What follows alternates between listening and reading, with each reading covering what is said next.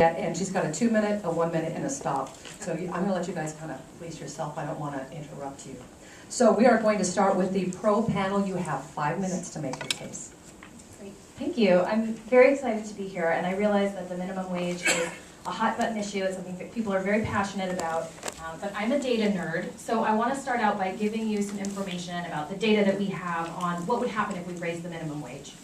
So we know that raising the minimum wage to $10.10 nationally would put money into the pockets of hardworking Americans. 28 million workers would have an extra $35 billion to spend in their local communities and to support local businesses.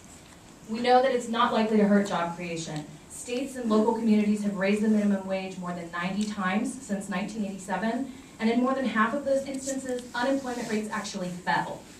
That's why 600 economists, including 7 Nobel laureates, have signed on to a letter saying that they support raising the minimum wage to $10.10. We know that prices might go up slightly, but this is not likely to be a significant jump. One analysis showed that the cost of a DVD at Walmart would go up by 1 penny if we raised the minimum wage to $10.10. We also know that raising the minimum wage would help people get off of public assistance, particularly food stamps. Raising the minimum wage would allow 3.5 million people to no longer have to depend on food stamps in order to buy their groceries because they would be making enough money to support their families on their own. And this would also save our government a considerable amount of money. Over 10 years, we're looking at $46 billion in savings just in food stamps alone. And this is because more than 900,000 people would be lifted out of poverty if we raised the minimum wage. And more than 21 million children would have at least one parent who saw their incomes go up. And this is because it's not just teenagers who are earning the minimum wage. The average minimum wage worker nationally is 35 years old, and more than a quarter have children that they're supporting. Because more than half of minimum wage workers are either supporting themselves or supporting themselves in a family. This isn't just kids working their first job, this is adults.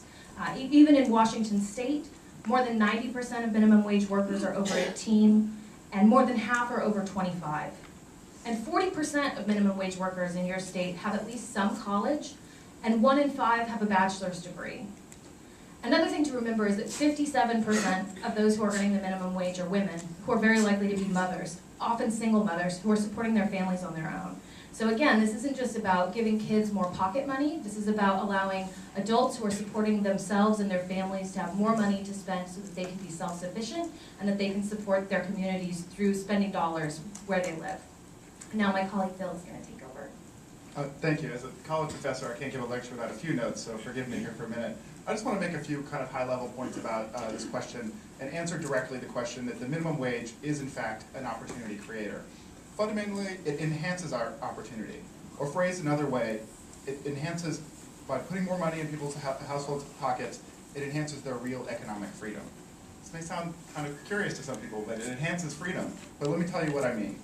What are these real economic freedoms? Well, it's the fact that you're being perhaps released from the situation where you have to choose between paying the rent and buying food for your family. That's a real economic freedom. For young workers, it represents a freedom to stay in school, since your higher earnings per hour allow you enough time to study and pay your bills. That's a real freedom.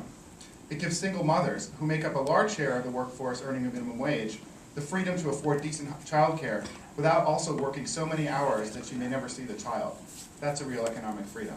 So in essence, increasing the minimum wage to something approaching a living wage would result in millions of workers having more money and therefore making those everyday economic trade-offs just a little bit easier. Now, the claim that the minimum wage increases, on balance, are freedom enhancing rather than restricting, may seem counterintuitive to some people in this room. Isn't this just another example of government regulation that infringes on the rights of employers to hire workers who are willing to work for less? In this view, by preventing an employer and a willing worker to be matched at, say, $2 an hour, the minimum wage seems to reduce the freedom of both parties. This is, in fact, the logic of someone like Milton Friedman, the father of neoliberal thought.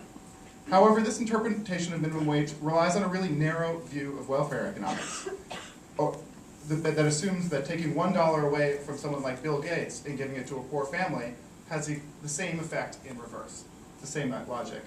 But there is another alternative perspective that helps us understand why the minimum wage is freedom enhancing rather than restricting.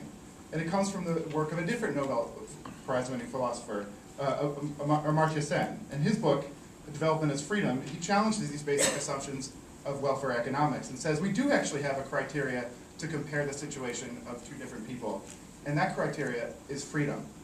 He defines freedom as those aspects of life that people have a reason to value.